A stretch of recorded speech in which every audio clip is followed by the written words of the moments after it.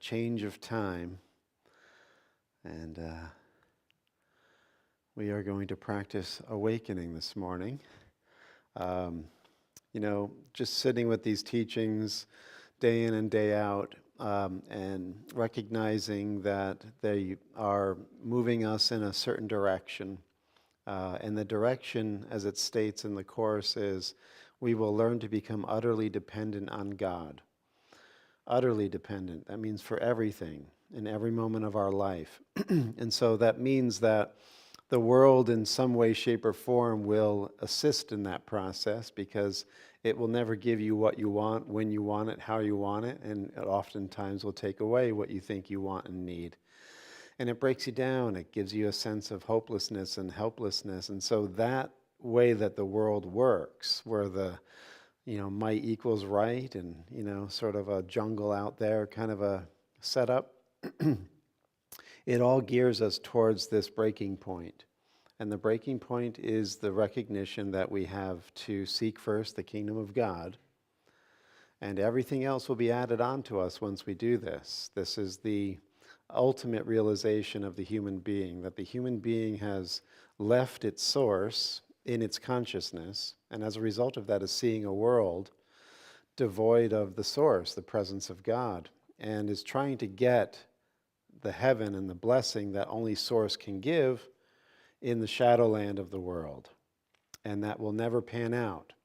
And so we could even look at those that seemingly have success and have attained some kind of a fame or fortune, and if we really look closely at their life, if they don't have this spiritual connection and the roots to the truth and the good, then their life is really shallow and empty. And if you look long enough, you'll see that no one is exempt from misery.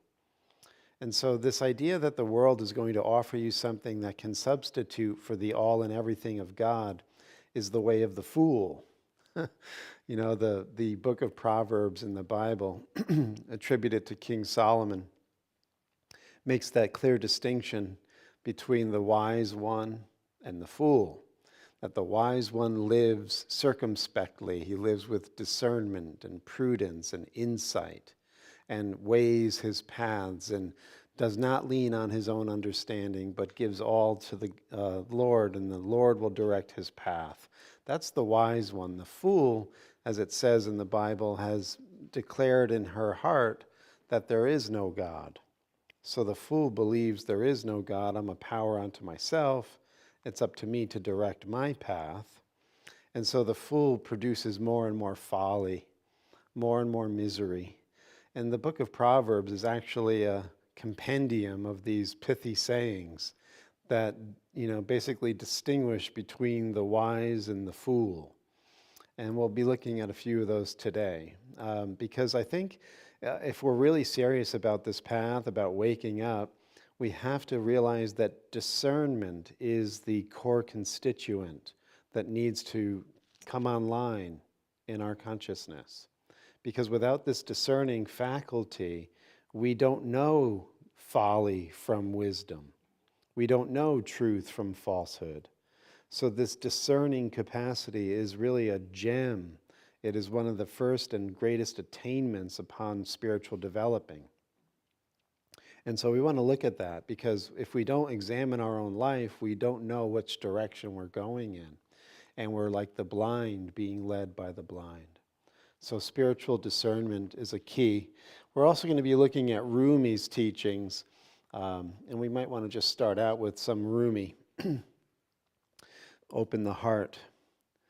And what we have with Rumi is this Sufi teaching that bases itself, again, upon discernment, but more importantly, that discernment sets you on the path, and it begins to not only show you your need to totally depend on God for everything, but it also directs you into the actual experience. So this is why what we focus on here on a Sunday morning is really a teaching that leads to a direct encounter, if you're willing and open to having it. And it's only that experience with God that will make any difference in your life. Otherwise, it's just words. It's just stuff that you've heard or thought about. Maybe it's interesting to you. But without going through the door, without entering into the presence, this is all really a waste of time until you're ready. And like we had said, misery is really a great motivator. When you begin to look at it as a clear statement of what the world is offering in general, right? Because one of the things that a fool will think in his heart, besides the fact that there is no God, is that even though all of these things have failed me in my life, I'm still going to go back out into the world because I think there's one more try or another chance or this person, and that is the way of the fool. And so discerning this is often confronting because we do have this propensity to go out into the world to live based on our carnal mind, right? Our mind that is attached to the belief that we're the body. And so we have this propensity, this impulse to do these things, to be foolish, to have no discernment. But if we do find ourselves coming under this kind of a teaching in whatever way, shape, or form, we begin to have these clear indicators of, measure your steps, investigate your way. Are you doing things that are leading to misery, or are you doing things that are leading to blessing? These are fundamental questions that we need to get into asking ourselves. And one of the things that Rumi picks up on is this idea of false thinking. Because false thinking, it says in one of the Proverbs, there is a way that seems right in a person's eyes, but that way leads to death. And so this is a really keen insight because oftentimes people just think they're doing the right thing and they feel completely justified in choosing their path, their behavior, their motivation. And it seems right. It seems logical. It seems rational. It seems like it's the thing that feels the best. And it says, and yet that way will lead to death. And in other words, then, even though it might appear good, we don't see the end game oftentimes. We're foolish. And, when we begin to realize this, that we start out as fools, then we will have such a low opinion of ourselves that we can start to learn. Like we can become teachable. When you realize you begin on a default setting of being a fool, then you're teachable. But if you think you really know something, and you think you know your own way and you can guide yourself without totally depending on your higher self or the divine, that's a way that leads to death. It's a way that leads to terrible dangers and upsets. And so, we think we're wise, but we've become foolish, as it says in the book of Romans, and our hearts were darkened. And instead of looking to the source for all of our needs, we've looked out into the creation for our needs. Right? This is what Paul is saying in Romans. We've become completely dependent on forms rather than the invisible presence of the Spirit. And that's foolishness, right? Because there's no guidance. There's no lasting sustenance when we're addicted to form, right? So all of this would be classified under false thinking, according to Rumi. And this is what he says about false thinking. Infinite mercy flows continually, but you're asleep and can't see it.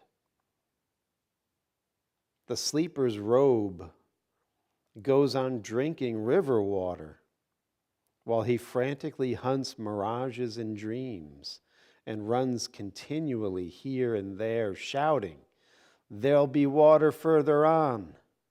I know." It's this false thinking that blocks him from the path that leads to himself. By always saying further on, he's become estranged from here. Because of a false fantasy, he's driven from reality.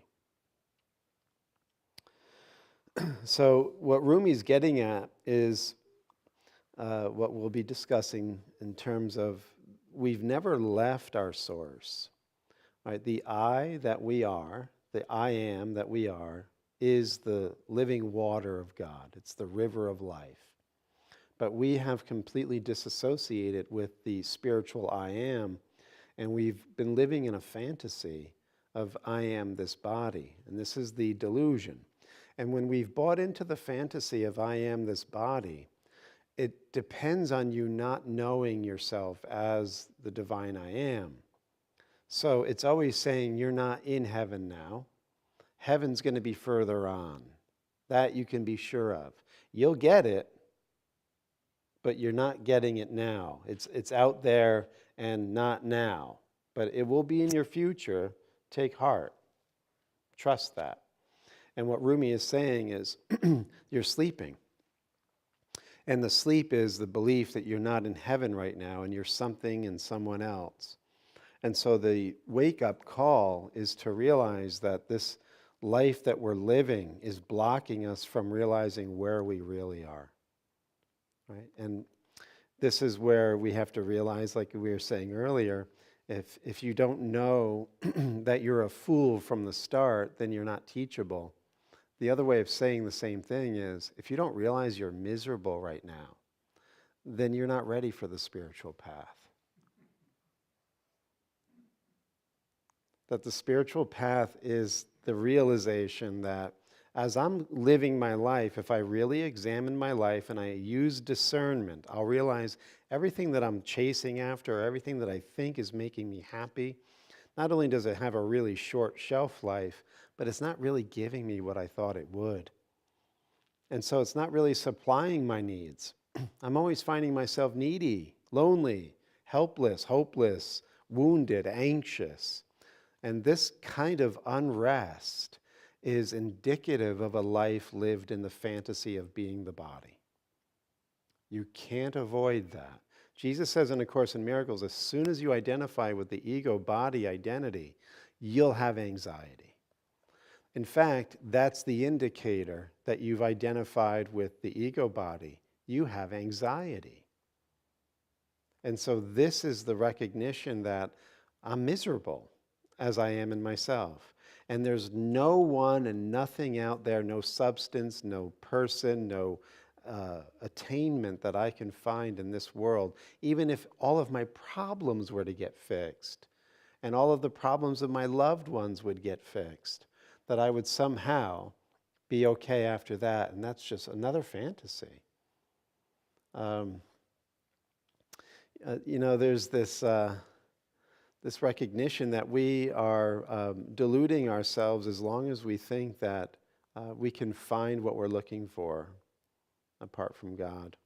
And, there's this story of a guy that's sitting in a field, and he sees all of these people gathering in a field. And again, in this story, he sees Satan on one side and Christ on the other. And all of these people begin to take their places on either side, right? Some are going towards the devil, and some are going towards Christ. And this guy is just like, I really don't want to serve God, and I definitely don't want to go to hell. So I'm going to sit on the fence and watch this stuff go on. And so he's sitting on the fence, and he's watching everybody go off to their places.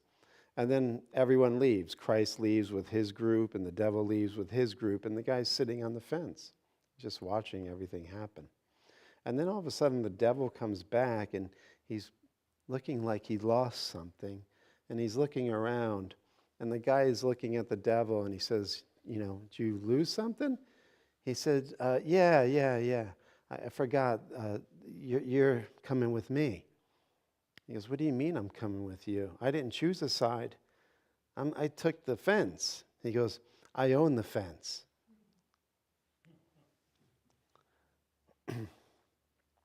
So we think that we can kind of, skate this issue of choice, that we can somehow avoid misery and not depend utterly on God. And there's really no middle ground. There are no neutral thoughts, as the Course will say. We are either in hell or we are moving into heaven. And so this is where we begin to have discernment. Every thought originates from a source. There is never a thought that doesn't originate from a source. And there are only two sources. There is the source of illusion and separation, and that will proliferate certain kinds of thoughts that will reinforce the foundation of separation. And there are other thoughts that emanate from the foundation of unity and wholeness and holiness, and they will strengthen the mind into knowing that as the reality.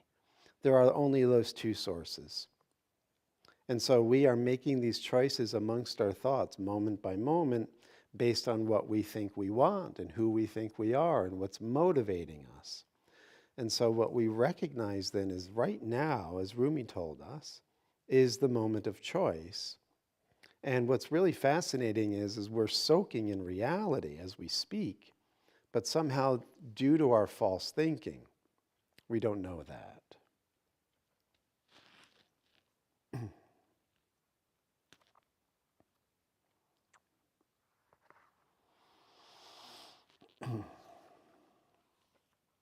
The paradox. I will hunt for the beloved with all my power and all my strength and passion until I know it is futile to look for him. Yet how could I know his presence near me without traveling across the world? How could I grasp its sublime mystery without risking a long journey? God has told us he is with us, but has sealed the heart so it cannot understand this, except slowly and indirectly. When you have accomplished many journeys and fulfilled the path's duties, the seal will then be withdrawn from your heart. Then you'll say to yourself, if I'd known I was always so extremely near to God, how would I have been able to look for him? Yet this knowledge depended on a journey. Sharpness of mind alone can never win it. And so we're on this journey, whether we like it or not. This world is going to either reflect back to us our choice to stay separate, or it's going to reflect back to us our choice to return to God. And we will be seeing this everywhere in our life. It will show up in the people who show up. It will reflect itself in our relationships. And every opportunity is new in each moment so that we can actually choose again. If we are on the path of separating, we can heal, we can forgive. There's always the opportunity to wake up, to turn around, to come home, to end our misery. But we have to be willing to first accept where we are and know that we need to go in a new direction. And then finally here, become the sun itself. A true seeker must transcend those joys and delights that are just the ray and reflection of the glory of God. He must not let himself grow content with such things, even though they are of God, come from God's grace, and are of the radiance of God's beauty, for they are not eternal. With reference to God, they are eternal. With reference to man, they are not. Think of the rays of the sun shining into houses. They are rays of the sun, and they are light, but they are attached to the sun and not the houses. When the sun sets, the ray's light is no more. What have we to do then is to become the sun itself. So all fear of separation can forever be ended. So this is the beauty of it. As it says in the Bible, Son, all that I have is yours. And this was given to us eternally. And when we find our I, we find everything. We've been running away from our I. We've been living in fantasy. We've been completely deluded into thinking that everything that we need is outside of us when God has given it to us eternally within. And so we've been depending on these rays of the sun instead of going into the heart of ourself and realize that we can become the sun itself. that the light is forever shining in us. And so the journey, again, is from misery to joy, right? But we have to recognize that we're miserable. This is one of the key themes of our talk this morning. We have to recognize that we start out as fools, and we have to recognize that we start out as miserable. We're all trying to compensate and decorate and deny, but the truth remains. We do enter this world without this knowledge, and we need to recognize that, and we need to humble ourselves in order to receive it.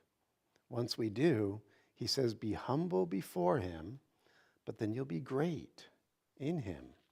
But the humility precedes the greatness, just like the misery precedes the joy, right?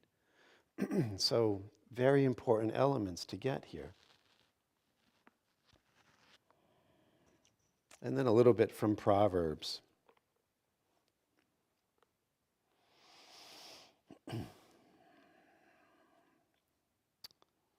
So these are these pithy sayings, just a few here. The wisdom of the shrewd person, right, the prudent, the discerning, is to discern his way, but the folly of fools is self-deception.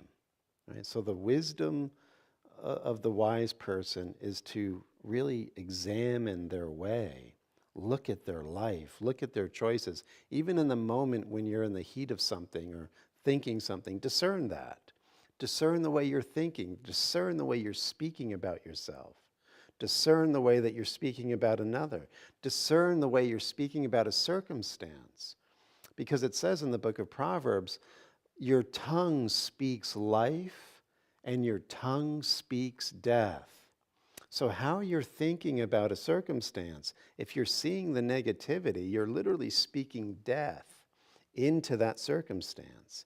And you will often find that you're going to get what you're intending, even if it's hurting you, right? So we have to recognize this, that we sometimes think we know what a situation is, but the way we're framing it, the way we're interpreting it, actually infuses it with this negative outcome because we're anxious and afraid, and we think we can read the situation based on what we see. But it has, to do with what we give it. That's what's really, missing in waking up to our divine potential. We are speaking life or we are speaking death into our existence and into those around us. And the way that we perceive a situation is going to oftentimes determine how that situation shows up for us. So we have to be very circumspect, discern what you're saying about a situation, what you're saying about a person. And as we're going to see in the course, if you're speaking death about somebody, you're judging them, you're belittling them, you're demeaning them, all signs of speaking death into somebody's life, then this is also going to blow back on you. Because, as it says, when you send out the messenger, the message always returns to you. What you sow, you reap. The words that you choose for somebody else, you're actually going to feel the impact in your own life. So discerning is very important. You can't speak death into somebody else's life, criticizing, belittling, humiliating them, seeing them as completely wrong or bad, even if they're showing up that way, and not get the blowback. Here's another. The heart knows its own bitterness, and with its joy no one else can share. So the heart knows its own bitterness. So again, if we're very honest with ourselves, if we're examining our heart, and in the Bible, the heart is the epicenter of your feelings, your thoughts, your emotions, your will, like where you live from. And if we recognize, if we discern that our hearts are bitter, then we can also find that we can discover the joy once we've realized we're miserable. And here's the one repeated earlier. There is a way that seems right to a person, but its end is the way that leads to death. And here's another. A naive person will believe anything, but the shrewd person discerns his steps. So a naive person, a simple person, will believe anything. That's why, this isn't religion. This isn't, blind belief or blind faith. This is teachings that point out how to cultivate insight, discernment, and then that ability of discerning and moving into the center of your heart opens up to an experience, right? So this is an important aspect of the teaching, that we discern and not be naive. And a wise person is cautious and turns from evil, but a fool throws off restraint and is overconfident.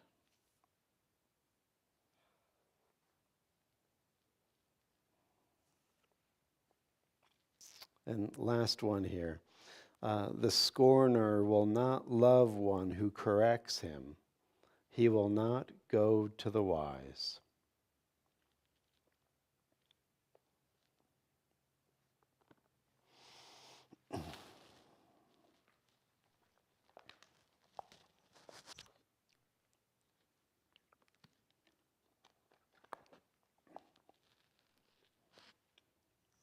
So let's just take a moment and sit and breathe and absorb the teachings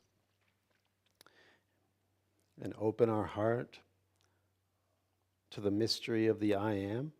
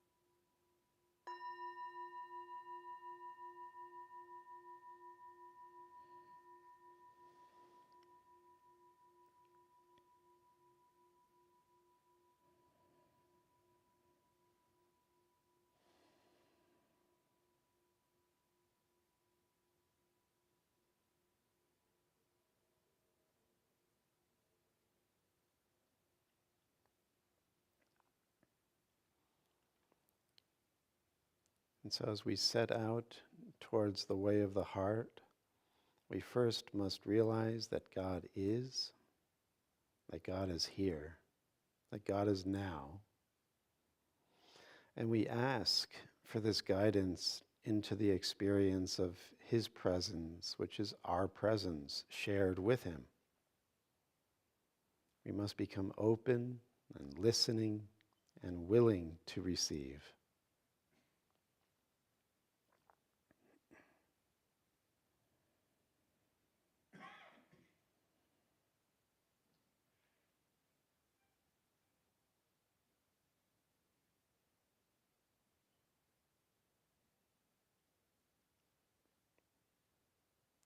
We must be willing to lay all the illusions that we think at His feet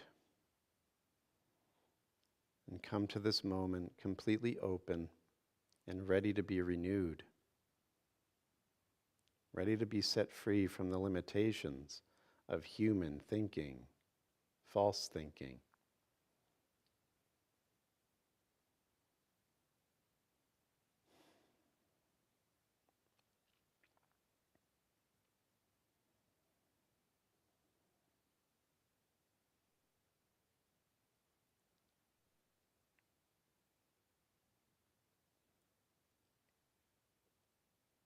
We must come to realize that all misery is separation from Him,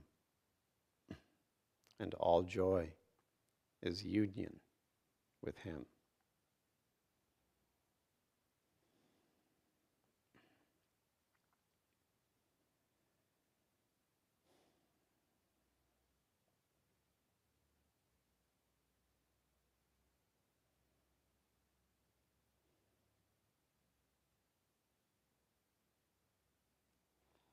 As we humble ourselves and open our inner ear, the teaching will flow from our heart.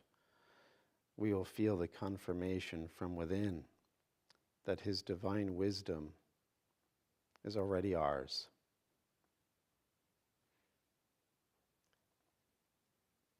His all-sufficiency is already ours. Limitless joy is already ours.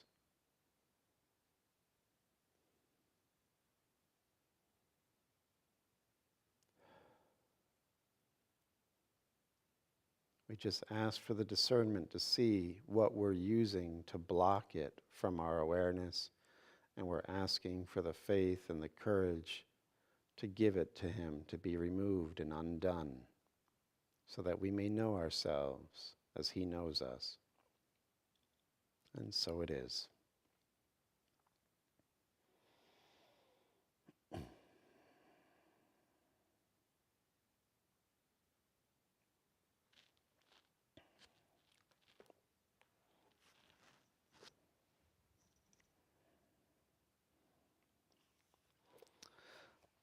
So this idea of false thinking, human thinking, it's summed up also in the teachings of The Infinite Way of Joel Goldsmith, where we believe there are two powers. We believe that evil is real and good is real, that sickness is real and health is real, death is real as well as life being real. And this is a confused state, according to The Infinite Way, according to A Course in Miracles. And that's why in the Course it says human understanding is conflicted, because we think these two powers are real. In truth, there's only one power. It's this life that is eternal. And so the mind has to undergo this awakening process, a sort of deprogramming process. And in the process of doing this, the transition is our consciousness goes from perceiving itself as human to perceiving itself as divine. This is the second birth. This is the resurrection from the dead. It's resurrection from dead ideas, ideas that are conflicted and showing us a limited world, a world of sickness and death. And so Joel Goldsmith does a wonderful job in explaining how evil and death and sickness is really a hypnotic state. It doesn't really exist. But when you're hypnotized, you really think you're seeing what the hypnotist is telling you is there. It's not there. It doesn't exist. It has no substance. It's not real. But when you're under the spell of hypnosis, there's no convincing the person that it's not there, that it's not real. So he starts by saying, does wrong thinking then appear outwardly as sin, disease, and death? No, it does not. It comes to us merely as an appearance or a belief, and we accept that appearance or belief as if it actually were an external form. Can a person who is hypnotized in believing that there is a white poodle on the hypnotist's platform ever produce a white poodle there? No. All the hypnotized thinking in the world will not produce a white poodle. It will only produce an appearance or a belief, which the victim claims is a white poodle. Wrong thinking will never produce sin, disease, or death. We are not creators. God is the creative principle, and it creates only its own image and likeness. Our wrong thinking and the world's wrong thinking, therefore, will never produce sin, disease, or death. Such wrong thinking will only objectify the belief as an illusory picture, like our white poodle, and then look at it and say, how am I going to get rid of it? It is not even here, so how are you going to get rid of it?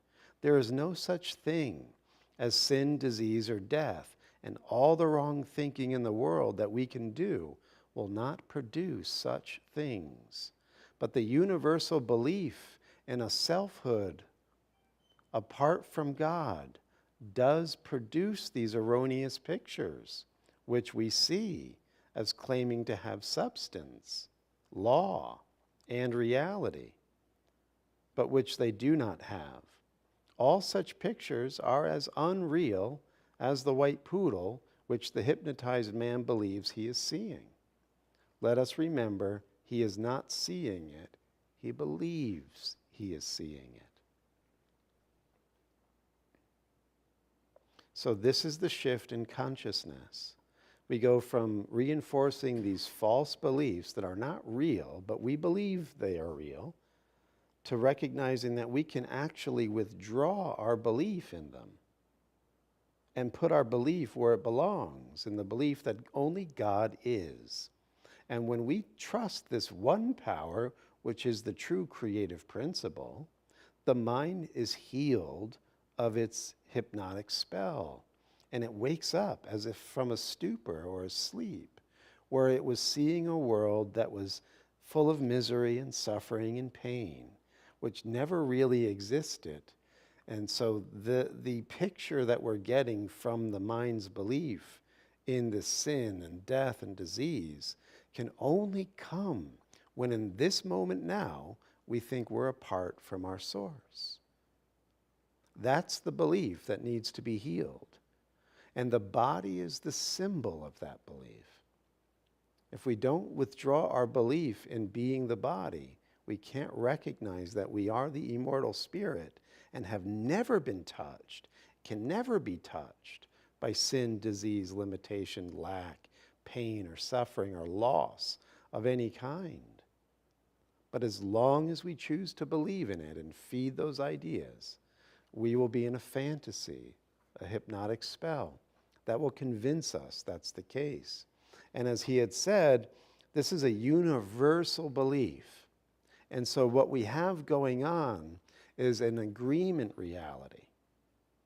So we then get around people, and in our communities, in our groups, in our little clans and tribes, we reinforce these hypnotic beliefs. And because we have agreement from other people, these beliefs seem true, real, and solid in our consciousness. But they are all made up. That's why when you get on the spiritual path, not only do you come under the teaching, but you get into a community of like-minded people. If you get out of the teaching and out of the community, you're not on the fence. There is no fence. You are in the darkness. You are in hell, right? So the idea that you can somehow still be around people who are constantly reinforcing the hell reality and you be exempt from it or rise above it is foolish, right? It's the way of the fool. And so Joel says this, there is no way to remove that white poodle except to awaken the subject out of his state of hypnosis. How do we do that? One with God is a majority. If there were one person of spiritual vision in the audience who could laugh out loud and say or even think that there is not a white poodle to get rid of, the hypnotized man would awaken out of the dream. It is only because everyone is in agreement with him, the blind leading the blind, that it happens. If someone would consciously realize that he is merely witnessing a form of hypnosis, such a realization would quickly awaken him to the fact that hypnosis is not a power. It is a belief in a power apart from the one life. Whenever we are confronted with any form of disease, sin, death, lack, or limitation, let us be quick to realize this is a hypnotic picture. And I do not have to do anything about it. In this way, we can very well have an instantaneous healing. Even if the healing is not instantaneous, our holding to that truth, that this is a hypnotic belief, will ultimately reveal the harmony which already is. We must realize that there is no disease. There is only hypnotism. There is only a hypnotic picture appearing as disease. Spiritual healing is not using truth with which to overcome error. It is not using the power of good to overcome the power of evil. Because if you do that, you're insisting evil is real. You don't overcome evil. That would be a statement that evil exists. It's a real power. Jesus answered the important man, "Rise and walk." This was not using a power to heal disease. It was saying, in effect, there is nothing to be overcome. Right? The mind is believing it, so it appears real to the mind. But the mind is in a hypnotic spell or trance. So the spiritual light, once it shines in the mind comes out of the stupor and realizes that it wasn't a power, it was a belief.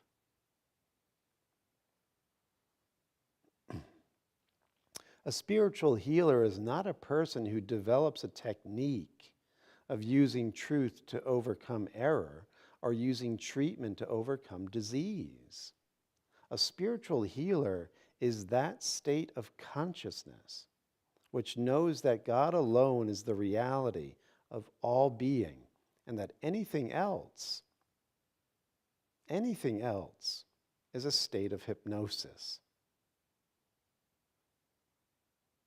The recognition that he is dealing with a state of hypnosis rather than with a person or with a condition is the healing of consciousness. So only God is in your relationships, in your body experience, in your mind, thought, and emotional life, and what we're looking at in the world. Only God really is. Everything else is an agreement reality where we are believing in this hypnotic reality that isn't real. And it's a spell in the mind that just needs to be looked at with discernment and offered to God and letting this life, this consciousness go to work in your heart to dispel it. Right? But if we keep reinforcing it, keep moving into these places that strengthen the hypnotic belief, it'll just seem to be an impossible situation that we can't get out of. Right? So coming under the teaching and getting into a community of like-minded people goes a long way.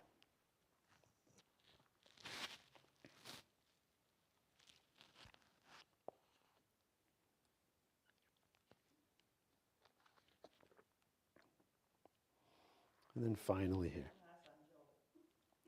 Yes. We started on Tuesday, yes.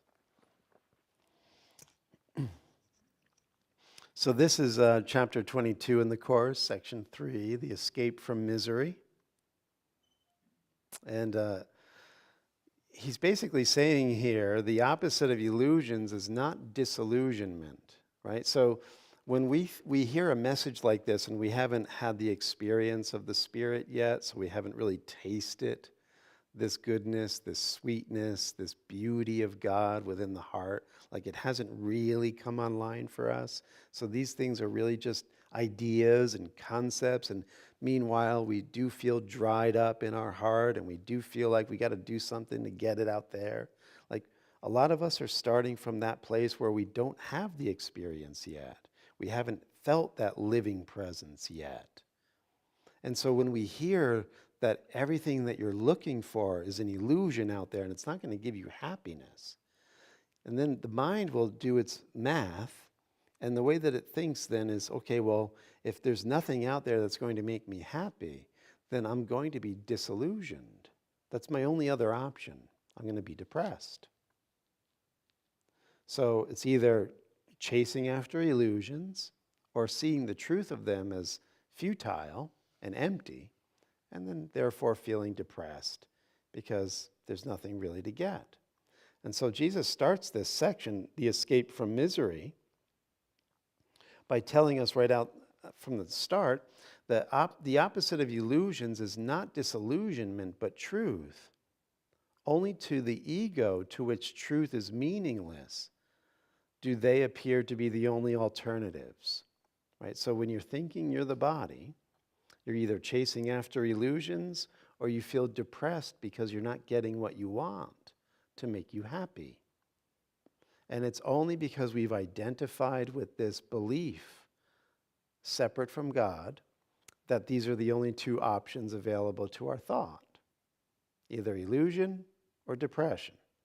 And he's saying truth is the alternative to illusion, not disillusionment. Your natural inheritance is to be happy. Your natural inheritance is to be free and joyful. He says, when you're in a state of chasing after illusion, or you feel the complete loss of illusion and therefore depression, each one brings about the same amount of misery.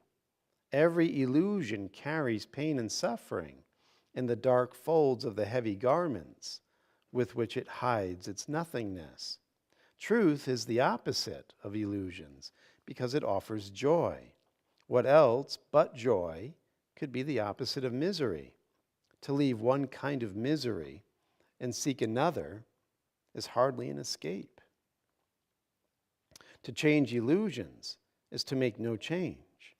The search for joy in misery is senseless, for how could joy be found in misery?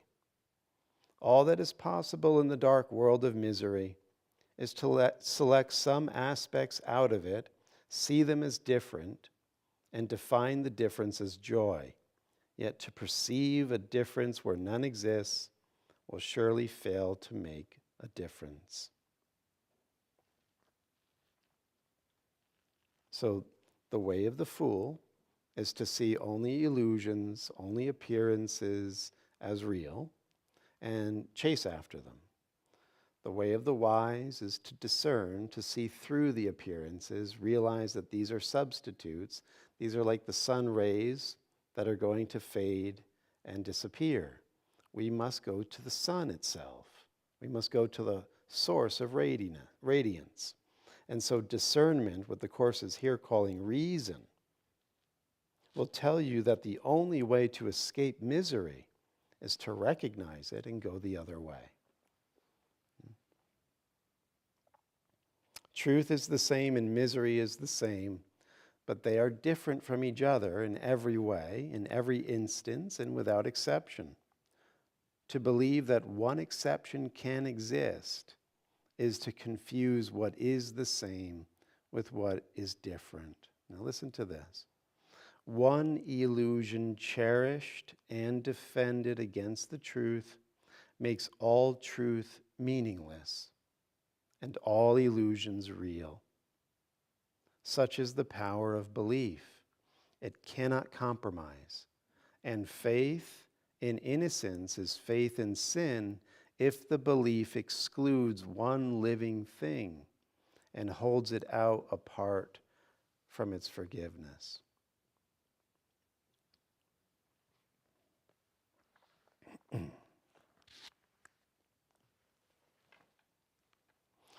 So the key here in this section is to recognize as long as we're separating from the source, from God, from Spirit, in this moment, we will see illusion because the separate mind generates illusion. That's all it can think. Once you've identified as the separate ego, you think illusions. There's no other option. They might be good illusions, evil illusions, holy illusions, spiritual illusions, material illusions, but they're all conjured from the separate state of mind. They're all false thinking, good and bad. Right? Once we recognize that, we can't find God in false thinking. We can conceive of God, even be a very religious ego, a very spiritual ego, but you'll never find God in the separated state. The only way to find God is to realize that you've been hypnotized by this belief in separation. It is the only problem you're having, and the only time to solve that problem is now, and the only way to do it is to accept the remedy, which is not from you. It's allowing the presence of the Spirit to come in and shine away the belief in separation. Right? That's why he says, speaking of all of this, this would be a crucial period in this course. For here, the separation of you and the ego must be made complete. For if you have the means to let the Holy Spirit's purpose be accomplished, they can be used, and through their use will you gain faith in them. You'll experience it. Yet to the ego, the Holy Spirit is impossible, and no one undertakes to do what holds no hope of ever being done. Right? So when you listen to the separate mind, it's going to prove to you that this is a failed attempt, so don't even attempt it. Don't try. But he says, you know what your Creator wills is possible, but what you made believes it is not so. Now must you choose. Listen to this. Now must you choose between yourself and an illusion of yourself. Not both, but one. So we come home in this moment. Like Rumi said, our robe is soaked in the river of life. But we don't see it. Up yonder, there's going to be water. I know it. I know it. I'm certain of it. There'll be safety, there'll be peace, there'll be settled issues out in the future. But right now is where we make this choice, where we stop the separation belief in our heart and allow this true self to dawn. He says there is no point in trying to avoid this one decision. It must be made. Either you give each other life or death. Either you are each other's savior or his judge, offering him sanctuary or condemnation. This course will be believed entirely or not at all, for it is wholly true or wholly false, and cannot be partially believed. And you will either escape from misery entirely or not at all. And the last thing, until you choose heaven, you are in hell and misery. On that happy note, remember, there is no fence. Right? Until we choose heaven, we are in hell and misery. So, blue bag will go around. Any thoughts here, comments?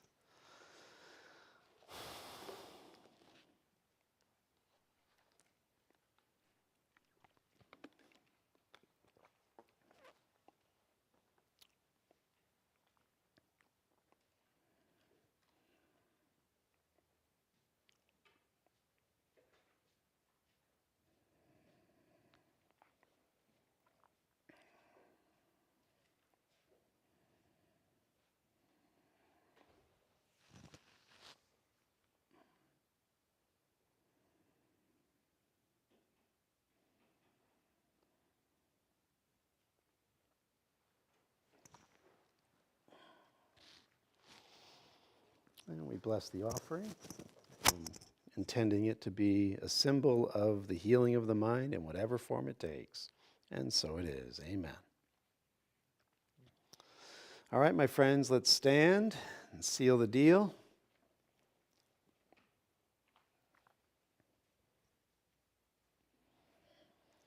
And as we settle within the heart and open to the presence of the divine within, we ask together today, let's no longer just think of these things, but experience them. Let us have a real taste of God. And let us have this experience so that we never go back to the ego's belief system wholeheartedly again. We want a change. We want to escape from misery, but we don't know the way. We thought we did, but the end thereof is death. And so we are open to the teaching. We have humbled ourselves so that we may enter in to the true peace and the true joy that can only be given to us through the Spirit. And once we say yes and we open and receive, then the light of God surrounds us. The love of God enfolds us.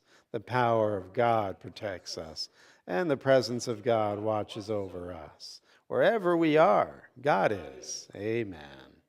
Have a beautiful day, everybody. Thank you very much.